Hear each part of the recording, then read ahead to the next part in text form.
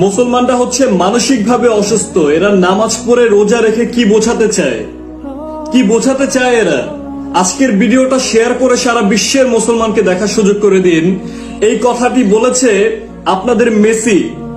আপনাদের মেসি, যারা আর্জেন্টিনা বলতে বলতে মেসির পায়ে পড়ে যান, ঠিক আছে? মেসির জন্য অনেকে দুনিয়া থেকেও চলে গিয়েছে, ঠিক আছে?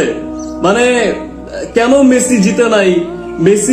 মেসিকে অনেকে বাবা মনে করে, মেসিকে অনেকে মনে করেন কি গডফাদার মনে করে। তো এই মেসি বলেছে যে মুসলমানরা কেন নামাজ পড়ে, মুসলমানরা কেন না খেয়ে থাকে রোজা রেখে। এটা এরা কি বোঝাতে চায়? এরা প্রকৃত পক্ষে এদের মাথায় সমস্যা আছে। এরকম মুসলিম আমার ভক্ত হোক সেটা আমি চাই না। এরকম কথা বলেছে মেসি।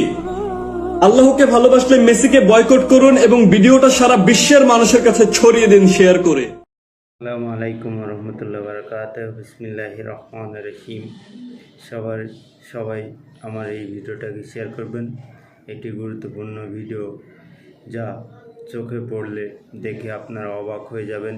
যেসব অন্ধভক্ত রয়েছেন মেসির, সেই সব মেসির একটি ভিডিও পোস্ট দেখে এসেছি সেই ফেসবুকের মাধ্যমে।